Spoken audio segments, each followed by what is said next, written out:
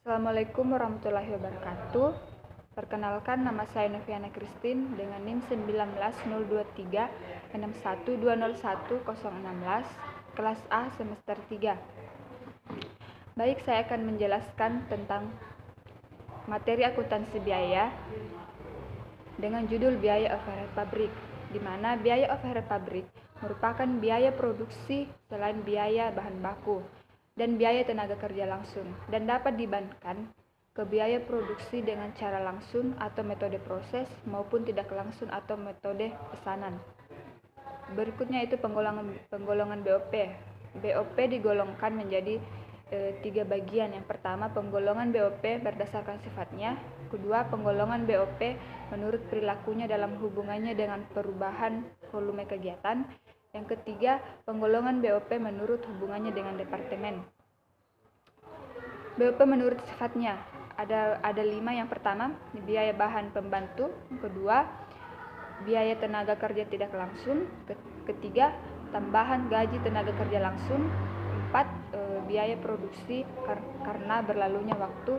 Dan yang kelima, biaya produksi langsung yang membutuhkan pengeluaran kas. Menurut perilakunya dalam hubungannya dengan perubahan volume produksi, yaitu biaya pabrik tetap, biaya pabrik variabel.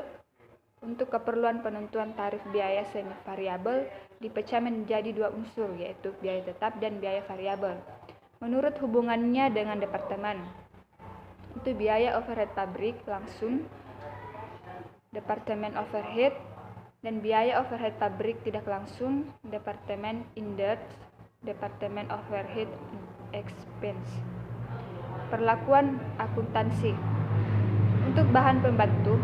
Yang pertama, transaksi terjadi, yaitu pembelian dan pemakaian, retur pembelian dan retur pemakaian. Yang kedua, bukti transaksi. Untuk pembelian adalah bukti bahwa masuk bahan yang dibuat bagian gudang bahan dan nota pembelian diterima dari supplier. Kedua, untuk pemakaian adalah bukti pemakaian bahan dibuat di gudang bahan.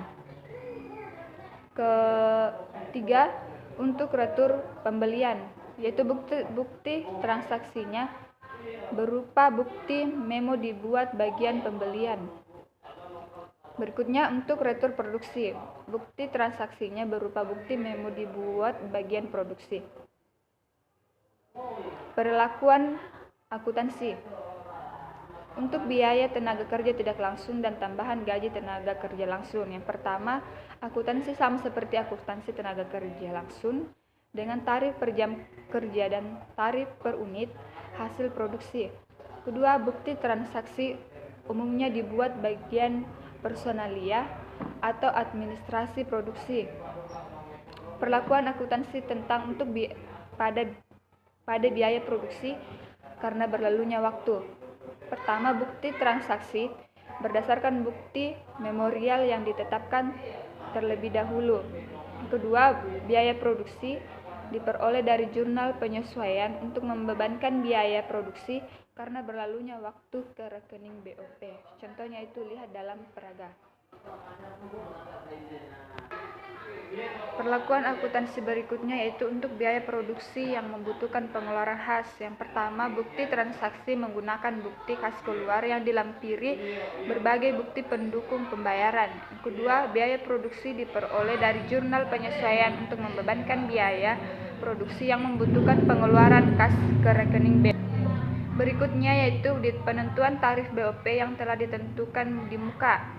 Alasan pembebanan yang pertama itu biaya dihitung tidak perlu menunggu sampai keseluruhan pesanan selesai. Kedua, untuk memenuhi kebutuhan manajemen akan informasi biaya produk. Berikutnya langkah-langkah penentuan tarif BOP. Pertama, menyusun anggaran biaya overhead pabrik. Kedua, memilih dasar pembebanan biaya overhead pabrik kepada produk.